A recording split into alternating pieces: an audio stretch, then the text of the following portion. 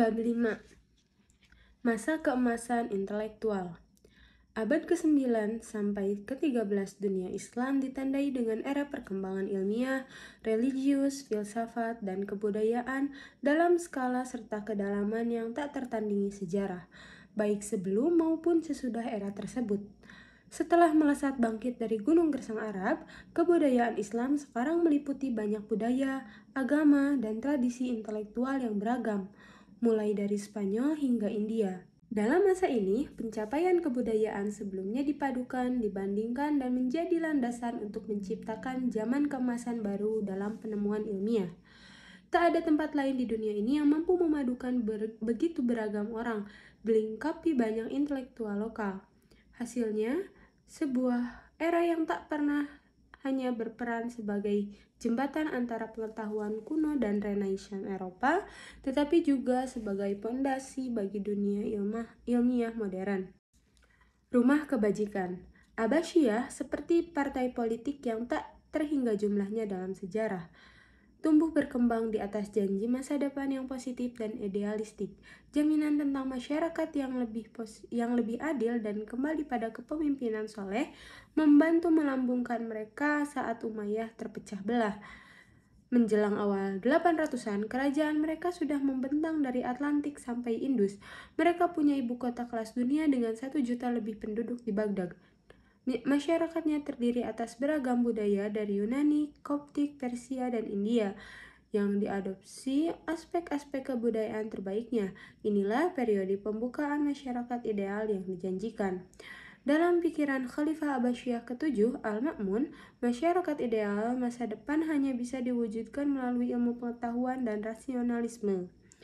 Untuk mencapainya, berbagai bidang pengetahuan yang ada di seluruh kerajaan harus dikumpulkan di satu lokasi terpusat.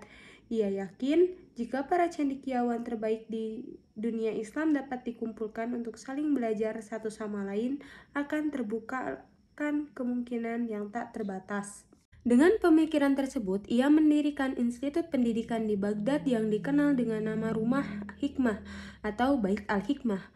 Ruang lingkupnya bertentangan dengan definisi modern tentang yayasan pendidikan. Dalam institut ini, universitas, perpustakaan, badan penerjemah, dan lab penelitian ada dalam satu kampus. Perpustakaan dan sekolah kecil sudah ada sejak zaman Umayyah. Tetapi penekanan Abbasiyah pada upaya mendapatkan ilmu jauh melampaui sebelumnya. Kabarnya, jika seseorang cendekiawan menerjemahkan buku apapun dari bahasa asli ke bahasa Arab, dia akan mendapatkan emas seberat buku itu. Cendekiawan terkenal, Muslim dan non-Muslim dari seluruh dunia berkumpul di Baghdad sebagai bagian proyek Al-Ma'mun. Untuk pertama kali dalam sejarah, kelompok terbaik dari tanah Persia, Mesir, India, dan bekas Bizantium dapat dipertemukan untuk memajukan ilmu pengetahuan yang bermanfaat bagi seluruh dunia.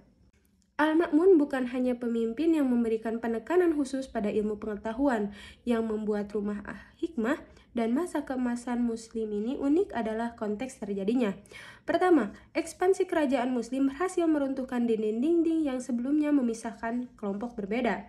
Pada masa pra-Islam, tak ada lagi alasan bagi ilmuwan di Alexandria untuk pergi ke Sesipon untuk belajar dan mengajar. Kalaupun berpergian, hambatan bahasa akan menghalangi mereka mendapatkan manfaat penuh dari Persia. Aspek unik kedua, dalam era awal Abbasiyah, bahasa Arab menjadi bahasa perantara yang dapat menyatukan orang-orang dari berbagai latar belakang. Tak peduli apakah seseorang itu asli Berber, Suriah, atau Persia. Jika memeluk Islam, paling tidak ia paham bahasa Arab elementer yang dibutuhkan untuk sholat dan membaca Quran, seperti yang diajarkan Nabi Muhammad. Bahasa Arab tak sekedar menjadi bahasa liturgi, tetapi juga bahasa ilmuwan untuk berkomunikasi dan melakukan penelitian. Yang ketiga, Islam sendiri memerintahkan untuk mencari ilmu, menjadikan penelitian sebagai tindakan ibadah. Banyak ayat dalam Al-Quran dan hadis Nabi yang menekankan peran ilmu pengetahuan dalam kehidupan seorang muslim yang soleh. Nabi dikabarkan bersabda bahwa Tuhan memudahkan jalan ke surga bagi mereka yang melangkahkan kaki untuk mencari ilmu. Bagi para ilmuwan muslim yang hanya berjarak beberapa tahun dari masa kehidupan Nabi, mendapatkan ridho Allah adalah alasan utama melakukan penelitian dan belajar. Literatur ilmiah dari masa keemasan biasanya dimulai dengan ayat Quran yang mendorong pencari ilmu dan menyeru orang Islam agar merenungkan dunia di sekitar mereka. 3 faktor pendorong untuk mencari ilmu inilah yang unik dalam dunia Islam. Ini tak bisa terwujud tanpa kebangkitan Islam sebagai kekuatan geopolitik dalam beberapa abad setelah Nabi. Matematika. Sumbangan umat Islam terhadap perkembangan matematika pada masa keemasan hanya dapat dilukiskan dengan kata monumental. Matematika tentu saja menjadi dasar bagi hampir semua ilmu pengetahuan, termasuk fisika, kimia, astronomi, dan geografi. Tetapi bagi para ilmuwan, pada masa keemasan, matematika juga merupakan ilmu suci. Mereka berharap bahwa pemahaman akan matematika lanjut dapat membantu mengungkapkan prinsip numerik yang mendasari dan menentukan hukum alam di dunia. Hari ini, siapapun yang mengambil kelas fisika dasar akan memahami bahwa rumuslah yang menentukan gerakan objek dalam ruang. Pada masa keemasan, formula itu menjadi misteri. Melalui teori dan eksperimen, ilmuwan berharap menemukan algoritma ajaib ini. Pemahaman tersebut menuntun pada sikap menghargai dan mencintai kekuasaan Allah serta hubungan dengan penciptanya. Dengan demikian, pembelajaran matematika merupakan perjalanan religius juga. Salah satu ilmuwan matematika muslim terbesar bernama Muhammad bin Musa al-Khawarizmi, orang Persia yang hidup dari 780 sampai 850 Masehi. Ia salah satu orang pertama yang bekerja di rumah hikmah dan meletakkan landasan bagi perkembangan masa depan matematika. Salah satu kontribusi terbesarnya adalah penggunaan sistem angka India dan penyebaran informasinya. Sebelumnya, di banyak tempat digunakan sistem angka Romawi dengan berbagai keterbatasan. Sedangkan permasalahan matematika kompleks melibatkan angka non-bilangan bulat yang hampir tak mungkin menggunakan sistem angka Romawi. Dan sistem angka India membuat angka besar dan negatif dapat dibahasakan, sehingga memudahkan untuk perhitungan kompleks. Al-Khawarizmi tak hanya meminjam sistem angka India kuno, tetapi juga menambah satu mata rantai yang hilang, yaitu angka 0. Walaupun secara sistematis tidak mampu membuktikan 0, Al-Khawarizmi menerapkannya dalam penelitian lebih lanjut, yaitu merevolusi beberapa subjek dan menemukan yang lain. Mungkin sumbangan terbesar Al-Khawarizmi berkaitan dengan perkembangan aljabar. Dalam karya monumentalnya, buku ringkasan kalkulasi dengan melengkapi dan menyeimbangkan, dia menjelaskan bagaimana persamaan aljabar dapat digunakan untuk menyelesaikan masalah sehari-hari, dimulai dari pembagian warisan sampai geografi. Disinilah Al-Khawarizmi menjadi pelopor. Meski ego di bidang geometri, masyarakat Yunani kuno gagal memisahkan antara aljabar teoritis darinya. Buku Al-Khawarizmi memantapkan aljabar sebagai bagian pelajaran matematika dengan penerapan praktisnya. Bahkan sesungguhnya kata aljabar itu sendiri diambil dari judul bukunya, Aljabar, yang berasal dari kata aljabar, yang berarti melengkapi. Ini mengacu pada menyamakan kedua sisi persamaan aljabar untuk mendapatkan solusi. Matematikawan lain yang hebat dari Persia adalah Umar Khayyam yang hidup dari 1048 sampai 1131 Masehi. Walaupun lebih dikenal di barat karena puisi tentang cinta dan mistik Islam, ia seorang matematikawan yang pandai. Dia membantu mendorong batas-batas pokok ilmu yang tak bisa dilakukan pendahulunya. Umar Khayyam menemukan metode untuk memecahkan persamaan kubik. Menelaah aljabar teoritis lebih lanjut, ia juga termasuk salah satu yang paling awal memformulasikan teorema binominal. Teorema ini membantu memecahkan masalah aljabar dengan mengembangkannya dalam penjumlahan. Penemuan ini mungkin tampak terlalu teoritis dan hanya bermanfaat untuk menyiksa murid kelas 2 SMP. Tetapi penemuan ini menjadi implikasi yang penting. Melalui aljabar tingkat lanjut, pelajaran trigonometri dan kalkulus dapat dikembangkan. Kemudian trigonometri itu dikembangkan orang Islam sendiri, terutama oleh ilmuwan abad ke-10, Al-Battani, untuk alasan yang sangat praktis. Melalui fungsi trigonometri dan pemahaman dasar tentang bintang, seseorang dapat menghitung dengan tepat posisinya di bumi. Ini sangat penting bagi orang Islam yang harus menghadap sholat ke Ka'bah. Buku-buku berpedoman yang dihasilkan pada masa keemasan berhasil mendata ratusan kota, titik koordinatnya, dan arah kiblat ke Ka'bah. Karena alasan ini, sekarang banyak masjid yang dibangun lebih dari 1000 tahun yang lalu yang telah mengarah tepat ke Ka'bah. bahkan yang berjarak ribuan kilometer jauhnya. Sifat trigonometri dasar yang dikembangkan matematikawan Muslim bahkan berfungsi sebagai basis cara kerja sistem GPS saat ini. Astronomi. Hasil perkembangan ilmu matematika tingkat lanjut tersebut berupa karya di bidang astronomi. Rumus dan metode yang dikembangkan matematikawan Muslim menjadi dasar untuk penelitian perbintangan, sementara keyakinan Islam sumber motivasinya. Banyak ayat Quran menyinggung tentang benda langit dan pergerakannya. Quran menyatakan matahari dan bulan bergerak dalam perhitungan yang tepat. Selain itu, Quran menyatakan bahwa melalui bintang manusia dapat dipandu melewati kegelapan daratan dan lautan. Bagi kerajaan iman yang membentang dari Samudra Atlantik hingga India, kiasan dalam Al-Quran tentang sifat sistematis langit terlalu banyak untuk diabaikan. Dengan Quran sebagai faktor motivasi, astronom muslimah sesungguhnya yang kali pertama mengembangkan ilmu ini. Pada masa kuno, astronomi dan astrologi itu satu dan sama, menimbulkan keyakinan ilmiah yang salah tentang pengaruh bintang pada kehidupan sehari-hari manusia. Orang Islamlah yang kali pertama memisahkan ilmu astronomi dari tebakan dan mitos astrologi. Di bawah perlindungan Al-Ma'mun dan Rumah Hikmah, para astronom dikumpulkan untuk mempelajari teori kuno Ptolemaios, yang karyanya dianggap sebagai kunci utama dalam astronomi hingga masa Islam. Aspek kunci gagasan Ptolemaios adalah geosentrisme alam semesta. Bumi diam dan semua benda langit bergerak mengelilinginya. Teori bumi diam ini mulai dipertanyakan saat astronom Muslim menyadari perhitungan Ptolemaios tentang gerakan planet dan bintang itu cacat dan perlu dikoreksi. Ketika banyak orang sekedar berusaha menciptakan rumus yang lebih akurat, sebagian mulai mempertanyakan ide Ptolemaios secara keseluruhan.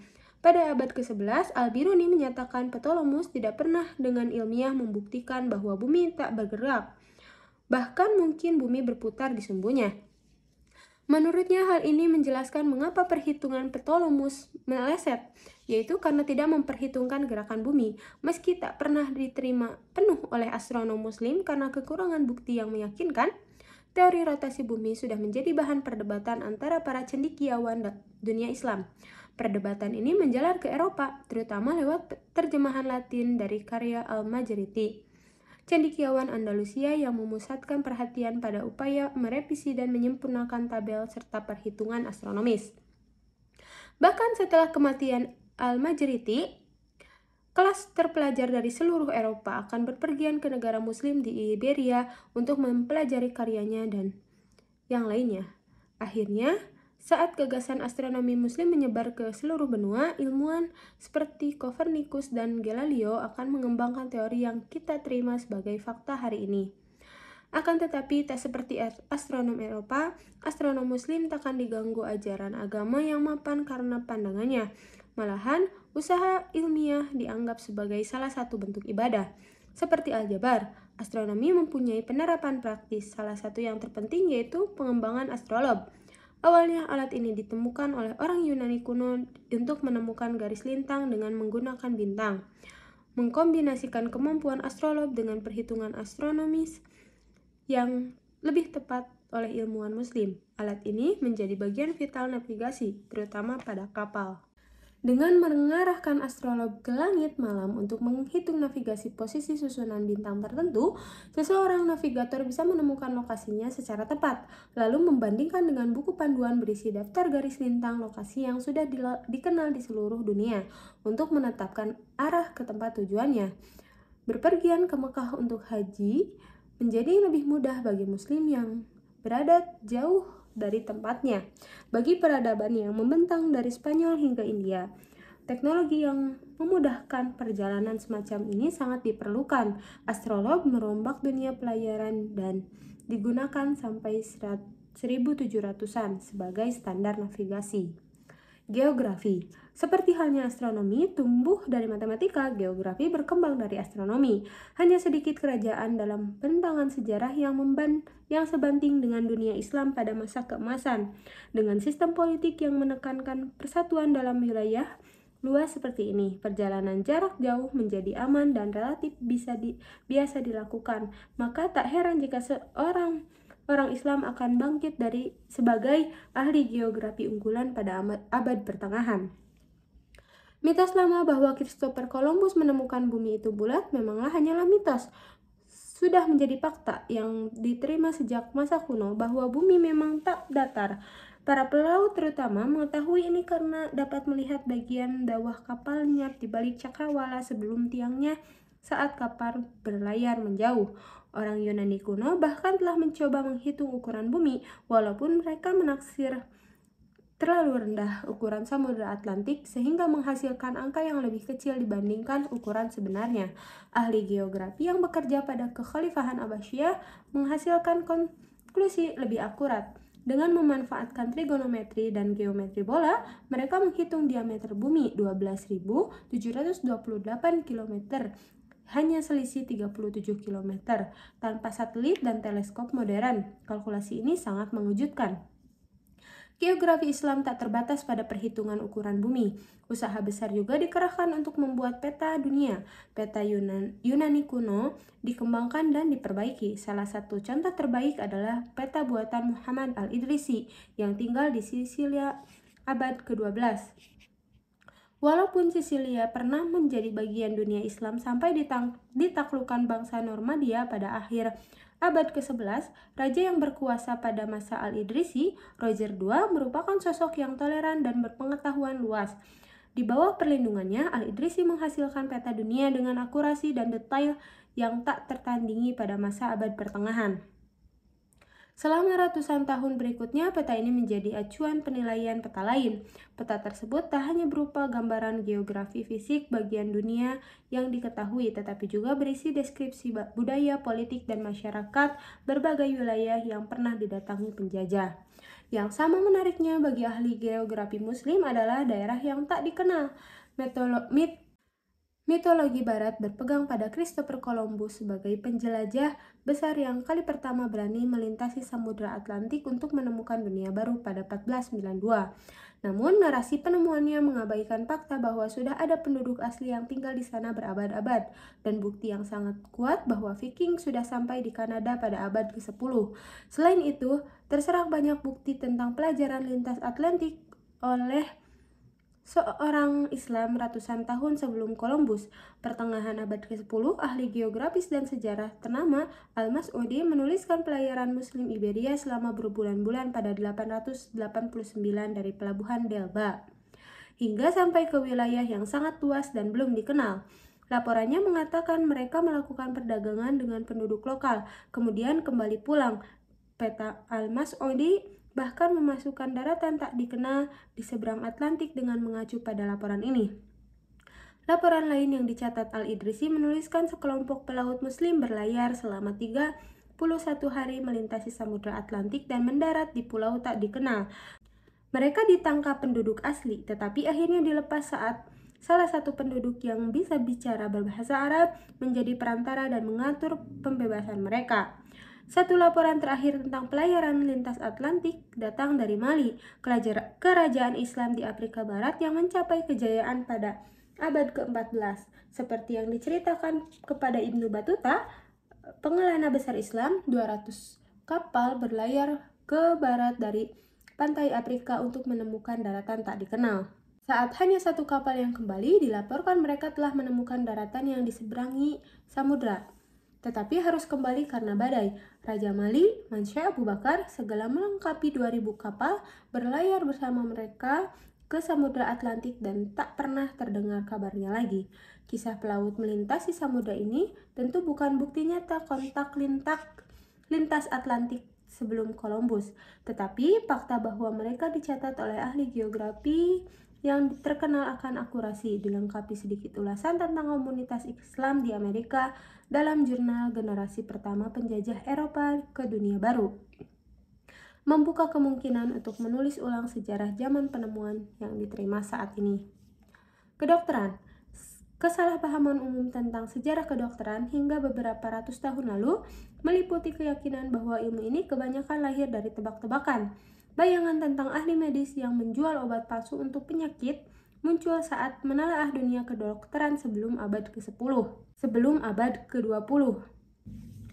Akan tetapi sesungguhnya telah ada tradisi kedokteran di dunia Islam yang berdasarkan pengetahuan Yunani sebelumnya.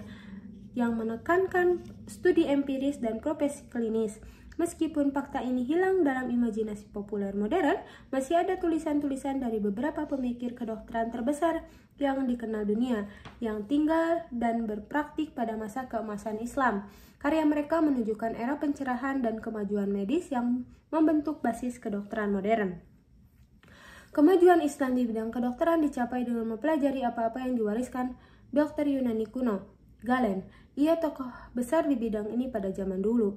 Dokter dan filsuf abad kedua sebelum Masehi ini banyak menulis tentang dunia medis yang mendukung teori bahwa tubuh terdiri atas 4 cairan: darah, empedu hitam, empedu kuning, dan lendir.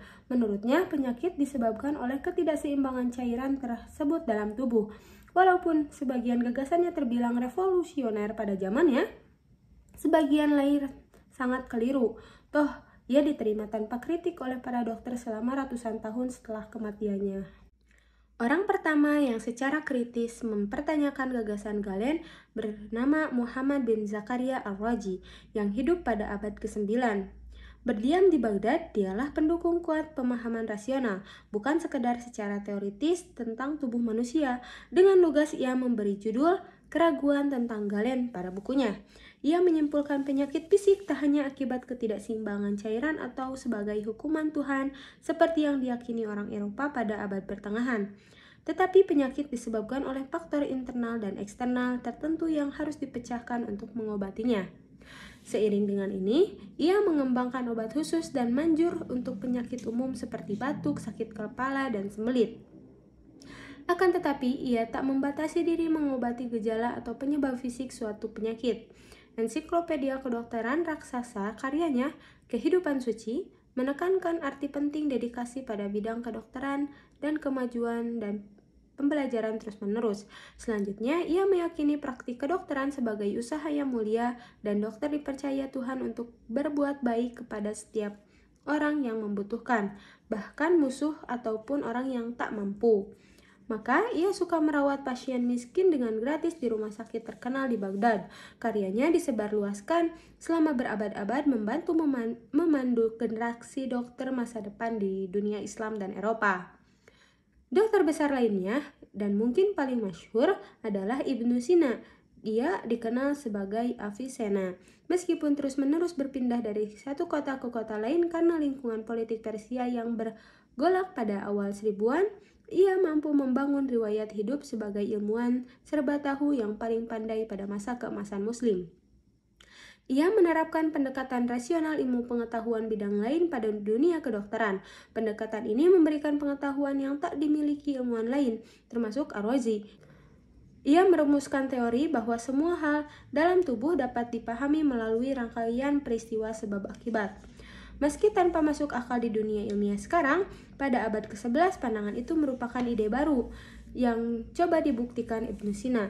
Berdasarkan sekian tahun pengamatan klinis dan penelitian ilmiah, ia menyimpulkan penyakit dapat menyebar melalui udara, air, atau tanah. Selanjutnya, setiap penyakit memiliki karakteristik tertentu sehingga harus diobati dengan cara khusus. Ia salah satu orang pertama yang mengenalkan kedokteran eksperimental. Dalam karya monumentalnya, Aturan Pengobatan, ia menegakkan bahwa obat-obatan harus diuji di bawah kondisi terkontrol dan tidak boleh dipercaya hanya berdasarkan teori. Obat yang tak efektif secara universal atau tak dapat dibuktikan benar-benar menyembuhkan penyakit tak ada artinya bagi Ibnu Sina, sebab ia percaya pengobatan itu ilmu pengetahuan tentang observasi dan rasionalisme. Karyanya menjadi buku teks standar bagi siapapun yang ingin belajar kedokteran di dunia Muslim dan di luarnya. Sekolah kedokteran Eropa mengandalkan terjemahan Latin buku ini sampai abad ke-17.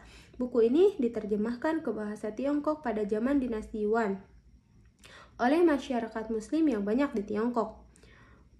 Mudah dipahami mengapa karyanya ini mendapat popularitas dan penghormatan yang luas. Karya terbesar Ibnu Sina ini bukan sekadar buku panduan tentang penyakit umum dan pengobatannya. Ini ensiklopedia medis yang lengkap.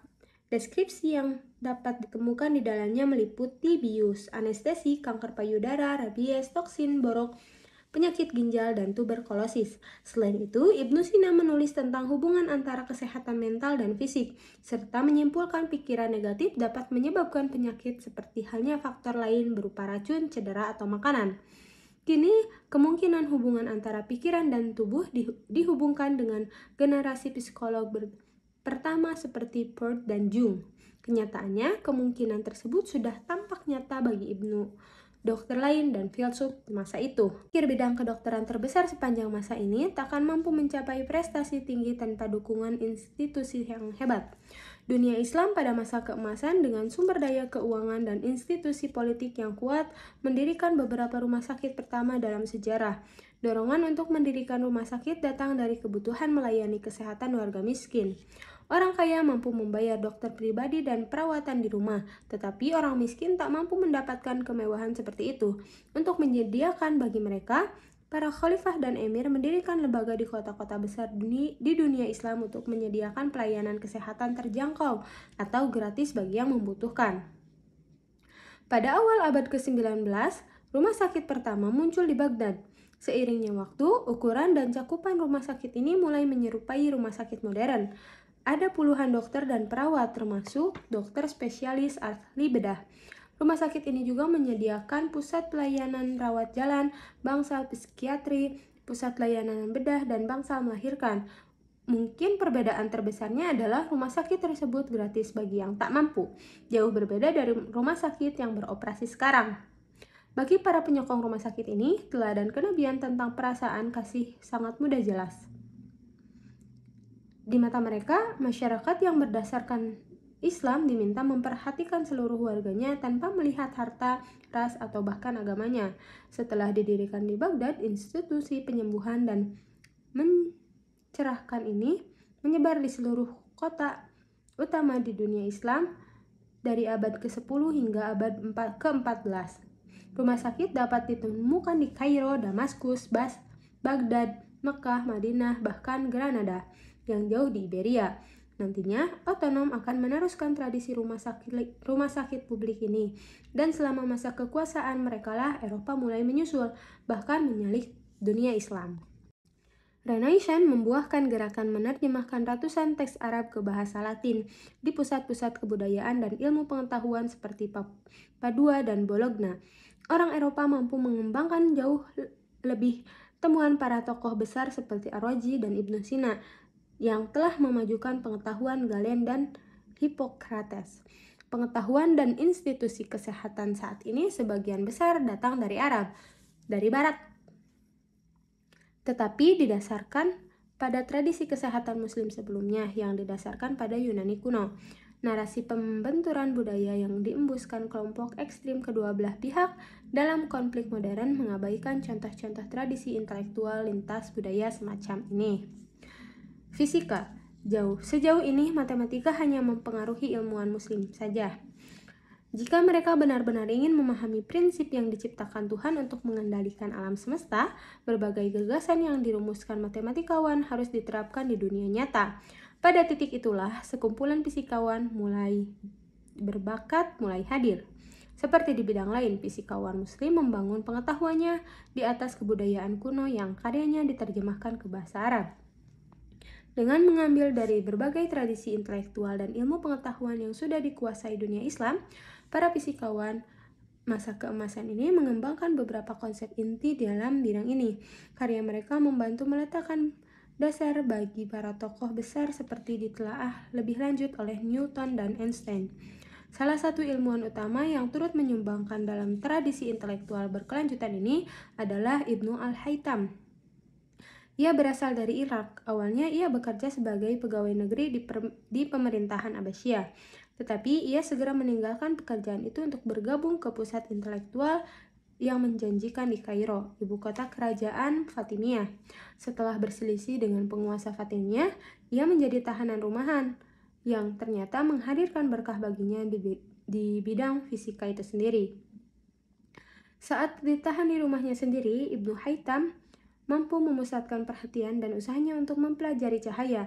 Sejak masa kuno, Penelitian tentang cahaya dan sifatnya telah membingungkan, bahkan bagi orang-orang paling cerdas. Salah satu gagasan terkemuka tentang cahaya pada masa Ibnu Al-Haytham bersumber dari Ptolemus. Ia berpendapat bahwa cahaya adalah sinar yang dipancarkan dari mata, membentuk objek, dan kembali ke mata hingga orang bisa melihat. Tradisi Yunani kuno dalam memahami dunia dan sepenuhnya bertempu pada filsafat, cenderung berlawanan dengan keyakinan Ibnu Al-Haytham. Ia menganjurkan agar teori ilmiah diformulasikan melalui penelitian empiris dan eksperimen. Maka ia melakukan ratusan eksperimen dalam sifat cahaya. Dengan lebih banyak mengandalkan ilmu pengetahuan daripada filsafat, ia menyimpulkan teori Ptolemus tentang cahaya yang dipancarkan mata itu benar-benar mustahil. Malah, ia mengajukan teori bahwa cahaya memantul dari setiap titik objek ke mata, dan sejumlah besar sinar cahaya diubah menjadi informasi dan dapat diproses otak. Saat Ibnu Sina membedah mata di Persia untuk memahami bagaimana cahaya melintasinya, Ibnu Al-Haytham sedang mengadakan penelitian serupa di Mesir. Setelah sekian tahun bekerja keras, melakukan penelitian dan eksperimen, Ibnu Al-Haytham menulis buku yang tergolong inovatif pada masanya. Dalam buku tentang optik, Ibnu Al-Haytham berpendapat bahwa cahaya terdiri atas sinar-sinar yang bergerak dalam garis lurus. Lebih jauh lagi, ia merancang kamera obscura. Alat ini terdiri atas kotak kedap cahaya dengan satu lubang kecil yang menembus ke belakang pada dinding dalam kotak yang berseberangan dengan lubang. Gambar apapun yang tertangkap oleh lubang akan diproyeksikan. Ia mendapatkan bahwa ini hanya bisa terjadi jika sinar matahari lurus datang dari objek di luar kotak yang memfokuskan oleh lubang dan mendarat di dinding seberang lubang. Ibnu Al-Haytham belum memiliki teknologi yang diperlukan untuk mengembangkan kamera obscura. Sedangkan lebih lanjut, selangkah lebih lanjut menjadi kamera yang dapat menangkap gambar sekarang.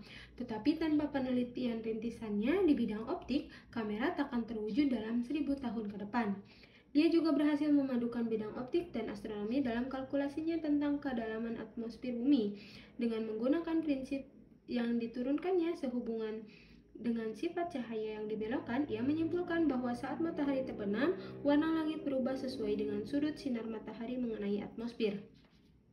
Berdasarkan warna dan posisi relatif matahari terhadap bumi pada banyak kesempatan, ia sampai pada perhitungan kedalaman atmosfer yang tak jauh berbeda. Baru ketika pesawat ruang angkasa dari Amerika Serikat dan Uni Soviet terbang keluar angkasa, kita mampu memverifikasi perhitungan Ibnu Al-Haytham. Prestasi ilmiah Ibnu Al-Haytham dapat menjadi bahan tulisan tersendiri dan memang sedemikian. Dilaporkan, ia telah menulis lebih dari 200 buku, tetapi hanya beberapa puluh yang masih terselamatkan hingga saat kini. Ia mempelopori perumusan lensa pembesar, hukum gerak, geometris analisis, kalkulus, astronomi, bahkan psikologi eksperimental. Mempertimbangkan seluruh prestasinya secara bersamaan, kita dapat benar-benar memahami warisan Ibnu Al-Haytham sesungguhnya, metode ilmiah. Sekarang metode ini menjadi teknik yang digunakan seluruh ilmuwan untuk mendapatkan pengetahuan ilmiah. Kepercayaan mutlak Ibnu Al-Haytham pada pengamatan dan eksperimen memisahkan sains filsafat Yunani kuno, fikih dan hadis. Dengan perkembangan ilmu pengetahuan empiris, tumbuhlah ilmu pengetahuan Islam melalui penelitian mendalam tentang Quran dan tindakan Nabi. Para cendekiawan muslimlah yang merumuskan bidang fikih, hukum, jurisprudensi. Berlawanan dengan pemahaman modern tentang hukum sekunder, fikih berlaku dalam segala hal, dimulai hukum kriminal sampai cara sholat dan makan yang halal. Tantangan bagi para ahli fikih adalah mengadaptasikan aturan yang telah diterapkan pada awal 600-an ke dalam dinamika dunia peradaban Islam pada abad-abad berikutnya. Dari tantangan ini, berkembanglah interpretasi fikih yang beragam dan disebarkan oleh ulama yang berbeda-beda. Tetapi semuanya bertujuan memahami dan menerapkan Al-Quran secara teladan dan seautentik mungkin. Penafsiran ini menjadi ajaran pemikiran hukum yang dikenal sebagai mazhab. Kebutuhan menafsirkan fikih tumbuh dari perubahan bentuk masyarakat Islam berpuluh tahun setelah masa Nabi Muhammad. Generasi pertama setelah Nabi dapat berpegang pada teladan Nabi. Tetapi menjelang akhir 600-an, hampir tak ada seorang pun yang masih hidup dapat mengingat cara hidup dan meneladani dari Nabi. Islam menyebar ribuan kilometer ke segala penjuru dan pemeluk baru mulai menghuni kota-kota besar di dunia Islam. Timbullah kebutuhan menafsirkan hukum Islam dengan cara sistematis, melingkupi urusan ibadah hingga transaksi bisnis. Saat para ulama mulai berbicara tentang fikih pada abad ke-8, timbullah perbedaan pendapat mengenai apa yang bisa dianggap sebagai sumber hukum. Semua sepakat bahwa Quran dan tindakan Nabi atau hadis merupakan dua sumber utama. Tetapi bagaimana jika ada dua pokok masalah yang tak bisa dibahas dalam kedua sumber tersebut? Disinilah para ahli hukum mulai berbeda pendapat. Salah satu ulama pertama, Abu Hanifah, mulai mengenalkan gagasan bahwa logika rasional harus berperan utama dalam pengembangan fikih. Ia berpendapat bahwa jika tak disebutkan dalam Al-Quran atau hadis, ahli hukum yang dididik secara khusus dalam fikih harus menggunakan penilaian terbaiknya atau ijtihad untuk menghasilkan aturan berdasarkan apa yang akan dilakukan Nabi untuk masalah itu. Mungkin tak mengejutkan jika gagasan Abu Hanifah paling populer di Irak, tempat pemikiran rasional Al-Ma'mun mendirikan rumah Al-Hikmah hanya beberapa dekade kemudian. Ahli hukum besar kedua adalah Malik, yang sezaman dengan Abu Hanifah. Dia tinggal di Mekah, kota tempat Nabi hidup dan menyebarkan agama Islam. Bertentangan dengan ahli hukum pada masanya, ia percaya bahwa karena orang-orang yang tinggal di Madinah itu keturunan para sahabat Nabi, perilaku mereka bisa dipertimbangkan sebagai sumber hukum. Toh mereka pasti belajar dari orang tuanya dan belajar dari Nabi. Pada pemikirannya, dalam menggunakan tradisi penduduk Madinah yang ketaatan penuh pada hadis, alih-alih penalaran tak diterima semua orang, tetapi ia juga mendapatkan banyak pengikut termasuk Khalifah Harun al-Rashid dari dinasti Abbasiyah. Ahli hukum ketiga, Muhammad Asy-Syafi'i, mempelajari tradisi Hanafi di Irak dan tradisi Maliki di Madinah, serta mengambil intisari dari kedua gagasan tersebut. Meski menyepakati perlunya ijtihad, ia berpendapat hal itu hanya dapat digunakan untuk membuat analogi antara situasi yang dihadapi Nabi Muhammad pada masalah terkini. Pendekatan yang seimbang ini terbukti sangat populer dan menjadikannya dinobatkan sebagai bapak usul fikih. Ahli fikih terbesar terakhir adalah Ahmad bin Hanbal, yang menjadi salah satu murid Syafi'i. Ia cenderung lebih bergantung pada hadis dibandingkan ijtihad.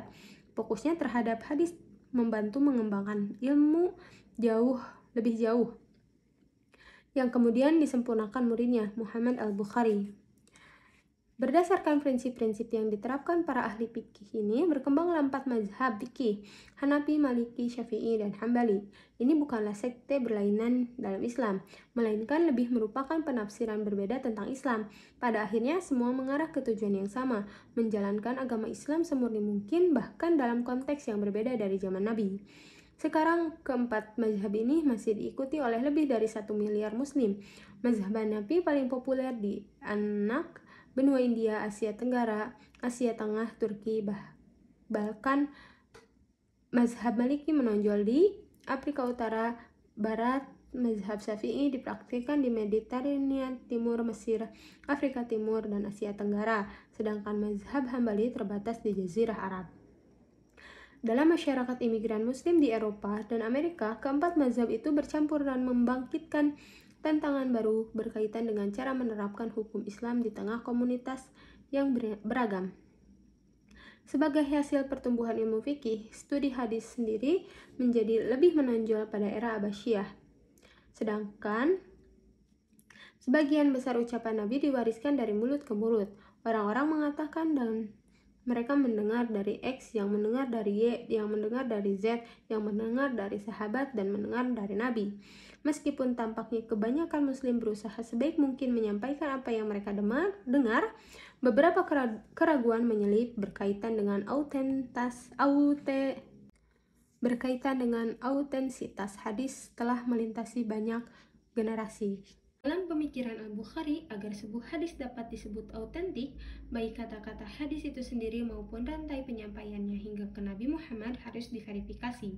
Memberikan penekanan khusus pada penyampaian, Al-Bukhari sangat amat cermat meneliti kehidupan orang-orang yang mewariskan hadis.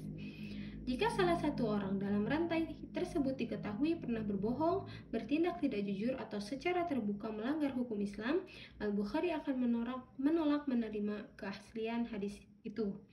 Setelah seumur hidup meneliti dengan hati-hati kehidupan para penyampainya, Al-Bukhari mengompilasi antologi lebih dari 7.000 hadis yang dianggap asli seluruhnya. Metode ini hampir diterima dengan suara bulat oleh para ulama, dan komplikasinya dikenal sebagai Sahih Al-Bukhari, berarti hadis autentik menurut Bukhari. Sekarang buku ini dianggap sebagian besar Muslim sebagai yang paling autentik setelah Al-Quran itu sendiri. Teologi. Pada intinya, teologi Islam relatif jelas, didasarkan pada keyakinan akan keesaan mutlak Tuhan dan ketegasan pesan Nabi Muhammad. Meyakini Islam secara tak langsung berarti menyatakan menerima Quran sebagai firman Tuhan dan hadis sebagai petunjuk yang bersifat ketuhanan. Menurut pemikiran tradisional Islam, dua sumber ini dibutuhkan dalam hidup Muslim agar sesuai dengan kehendak Tuhan dan meraih kebahagiaan abadi di surga. Akan tetapi, pada pertengahan abad ke-8, pendekatan keagamaan baru mulai timbul. Ketika menerjemahkan teks ilmiah Yunani kuno, umat Muslim juga membaca karya-karya filsafat. Lahirlah generasi filsafat Islam baru yang meyakini bahwa rasionalisme dapat digunakan untuk menemukan kebenaran ilahi. Dalam pandangan mereka, kesimpulan yang didapat dari penggunaan logika dan filsafat tentang sama derajatnya dengan Quran itu sendiri. Sebagian bahkan menyatakan dalam kasus tertentu logika dapat mengesampingkan wahyu. Kelompok ini dikenal dengan Al-Mu'tazilah, berarti yang memisahkan diri. Akibat perbedaan mereka dalam teologi umat Islam, kesimpulan filosofis mereka jauh dari keyakinan utama Islam. Mereka menyebutkan Quran bukanlah firman Tuhan secara harfiah, melainkan ciptaannya, seperti halnya alam semesta. Mereka pun yakin bahwa Tuhan dibatasi sifat-sifat yang disampaikannya dalam Al-Quran. Bagi mereka, Tuhan tidaklah maha kuasa.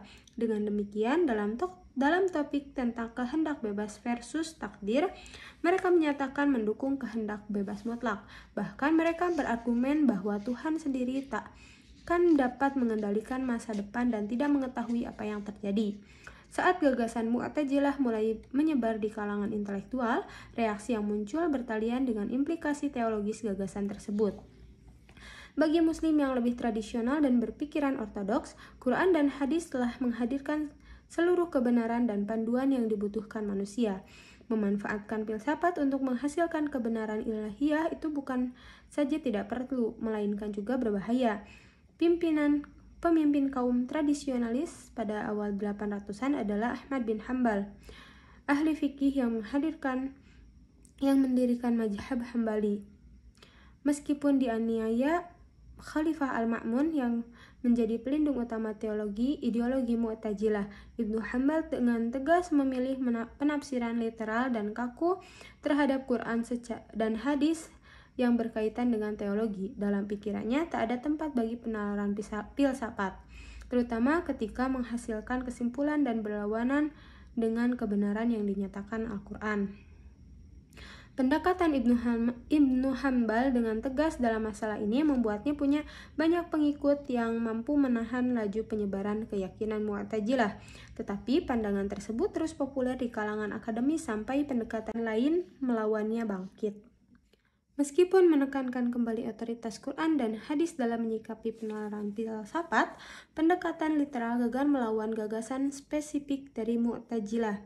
Hal ini berubah saat pemikiran abad ke-10 Al-Ash'ari mulai mendukung keyakinan tradisional melalui penalaran. Ia tetap meyakini interpretasi literal Quran ala Ibnu Hanbal. Namun, ia menilai tak ada salahnya menggunakan penalaran filsafat untuk mempertahankan penafsiran tersebut. Pendekatannya dalam teologi dikenal sebagai mazhab Asy'ari dan metode diskursus rasionalnya dikenal sebagai kalam. Setelah mempelajari Mu'tazilah dan Ansari secara mendalam, ia menguasai banyak argumen teologis kedua aliran tersebut. Selain berbagai pendekatan agama secara umum, ia berpendapat bahwa keyakinan seseorang tak boleh didasarkan seluruhnya pada penalaran filsafat. Tetapi logika itu harus digunakan untuk melawan gagasan tradisional ketika diperlukan. Menurut autobiografinya, ia menyimpulkan jalan sejati menuju Tuhan adalah ketaatan mutlak kepadanya dan menyucikan jiwa dari keinginan duniawi. Penekanan terhadap penyucian ini menjadi fokus utama Sufisme, komunitas spiritual yang menuntut keterlepasan dari dunia demi mencapai kedekatan dengan Tuhan. Karya Al-Ghazali akhirnya membantu mengembalikan arus aliran Mu'tazilah yang mundur dan dilupakan selama berabad-abad setelahnya. Secara bersamaan, Sufisme yang didukung Al-Ghazali sangat populer dan menjadi gerakan utama hampir di seluruh daratan Islam. Syiah. Ketika sebagian besar umat Islam menerima pendekatan fikih hadis yang dibuat para ulama ternama, sebuah kelompok minoritas menolaknya sama sekali. Awalnya mereka berangkat dari komunitas Islam yang politis, tetapi seiring berjalannya waktu berkembang dimensi religius di dalamnya. Kelompok ini meyakini Ali dan keturunannya paling berhak menjadi khalifah. Mereka mulai menyuarakan pemikiran lain tentang hukum Islam dan hadis yang berakar dari perbedaan politik dengan khalifah sebelumnya. Kelompok ini menyebut dirinya adalah Syiah Ali, yang berarti kelompok Ali, tetapi sering disebut dengan Syiah. Bagi Syiah, semuanya bermula dari terpilihnya Abu Bakar sebagai khalifah pada hari pertama wafatnya Rasul. Dalam pertemuan itu, Umar mencalonkan Abu Bakar dan memberikan sumpah setia kepadanya. Saat itu, Ali tidak hadir. Meski Ali sendiri menerima kekhalifahan Abu Bakar, generasi Syiah berikutnya mulai mempertanyakan legitimasinya. Di mata mereka, sepupu dan menantu Nabi ini harusnya ada di dalam pertemuan dan dipilih sebagai khalifah pertama. Hal ini berujung ada kepercayaan bahwa Abu Bakar, Umar, dan seluruh pendukungnya merampas kekuasaan yang menolak hak sah keluarga Nabi sebagai pimpinan umat Islam. Bagi Syiah, seluruh konsep kekhalifahan itu batal. Malahan mereka menganjurkan dunia Islam dipimpin keturunan Nabi melalui putrinya, Fatimah, yang menikah dengan Ali. Kaum Syiah menganut paham imamah, pemahaman bahwa hanya keturunan Ali yang berhak memerintah. Syiah menganggap Ali sebagai imam pertama, sedangkan anaknya Hasan dan Husain merupakan yang kedua dan ketiga. Meskipun mempercayai imamah dan bukannya kekhalifahan, Syiah belum menjadi sekte terpisah dari Islam. Imamah sekadar konsep politik yang tak secara otomatis memiliki implikasi keagamaan. Bahkan Khalifah Umayyah dan Abbasiyah secara umum dirujuk sebagai imam juga. Agar dianggap sebagai kelompok keagamaan bukan sekadar golongan politik, argumen Syiah tentang Khalifah pertama beranjak lebih jauh. Antara lain menyebut Abu Bakar dan pendukungnya sebagai perampas kekuasaan, hingga setiap hadis yang disampaikan lewat mereka tidak bisa dipercayai. Argumen ini mengandung implikasi keagamaan yang luar biasa. Orang-orang yang mendukung kekhalifahan Abu Bakar meriwayatkan sebagian besar hadis yang diterima para ulama. Aisyah, istri Nabi, tetangganya Abu Hurairah bersama-sama melaporkan ratusan hadis yang terdapat di Sahih Bukhari. Bagi kaum Syiah, hadis ini tak dapat dipercaya karena dukungan politisnya terhadap Abu Bakar, Umar, dan Utsman. Untuk mengatasi kekosongan akibat penolakan ribuan hadis, Syiah menaikkan ucapan para imam ke tingkat tepat di bawah atau beberapa hal sama dengan ucapan Nabi. Bagi dunia Islam ini adalah hujatan, tetapi bagi Syiah, para imam berkat garis keturunan khusus mereka tak mungkin menjadi penafsir keagamaan yang salah karena mendapat pengetahuan khusus langsung dari Tuhan. Cabang utama Syiah dikenal dengan Ithna Asyariyah, Imam 12, karena mereka yakin ada 12 imam setelah Nabi Muhammad. Menurut mereka, garis imam berhenti di Imam Muhammad Al-Mahdi yang bersembunyi saat baru berusia 5 tahun pada 874 Masehi. Dengan demikian, dimulailah periode yang dikenal sebagai gaib kecil.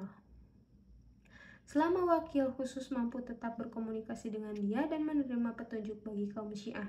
Tetapi pada 941 Masehi diumumkan bahwa Al-Mahdi telah pergi ke gaib besar dan berkomunikasi lebih jauh dengan imam yang tak dimungkinkan. Kaum Syiah percaya sang imam gaib hanya akan turun pada saat masa untuk memulai era utopis di bawah pemimpinannya. Tetapi sampai ia turun, pengikut 12 imam menyatakan dengan tegas bahwa petunjuk dapat ditemukan dalam Al-Quran. kompilasi hadis yang mereka anggap asli dan perilaku serta keyakinan 12 imam. Ini bukan satu-satunya kelompok Syiah yang tumbuh pada masa pergolakan awal dinasti Abbasiyah. Kelompok lainnya percaya hanya pada 7 imam dan kemudian dikenal dengan Sabaiyah, 7 imam. Kelompok ini lebih sukses secara politis dibanding kedua kelompok 12 imam. Abad ke-10 merupakan periode kebangkitan negara-negara Syiah 7 imam di Arab Timur dan Mesir. Kelompok Syiah terkecil hanya mempercayai 7 imam yang dikenal dengan Jaidiyah, mengacu pada penerimaan mereka akan cucu Husain Jaid sebagai imam terakhir. Kaum Jaidiyah punya banyak kesamaan dengan Islam pada umumnya, dan pandangannya tentang khalifah awal lebih moderat daripada yang lain. Gagasan Syiah tak pernah populer seperti diharapkan pendukungnya, meskipun sekuat tenaga berdakwah dan menarik emosi umat untuk mengungkit perselisihan seputar Ali dan Husain. Mayoritas dunia Islam tidak menerima devasi teologi dan hukum Syiah. Bahkan bagi sebagian umat besar, ideologi Syiah membahayakan Islam itu sendiri. Lagi pula, sejak mula pergerakan Islam telah dianggap unik. Quran menguraikan secara detail bagaimana bangsa-bangsa sebelumnya telah dikirim Nabi untuk mengubah-ubah pesan dan menguranginya agar sesuai kebutuhan mereka, dengan menyebutkan Yahudi dan Kristen sebagai contoh utama. Menurut keyakinan Islam, Muhammad diutus sebagai Nabi penutup dengan pesan suci yang tak bisa diubah atau disampaikan seperti sebelumnya. Saat kekuatan intelektual internal mulai mengancam kesucian gerakan Islam, reaksinya sebagian besar negatif. Selain hukuman politis untuk pemerintah Abbasiyah, ahli teologi arus utama bersegera menolak ideologi Syiah dan menamakan diri Ahlul Sunnah wal Jamaah, orang-orang yang mengikuti sunnah Nabi dan kesepakatan bersama, disingkat Sunni. Ahli teologi yang paling berpengaruh bernama Abu Hamid Al-Ghazali. Ialah Al-Ghazali yang sama dengan yang menghabiskan waktu untuk membuktikan kesalahan argumen filsuf Mu'tazilah. Dengan kombinasi kelemahan argumen intelektual dan kekalahan militer politik negara bagian Syiah pada abad ke-12, popularitas Syiah menyusut sejak 1100-an. Syiah akan kembali menjadi kekuatan utama di dunia Islam saat kebangkitan kerajaan Safavid pada awal 1500-an.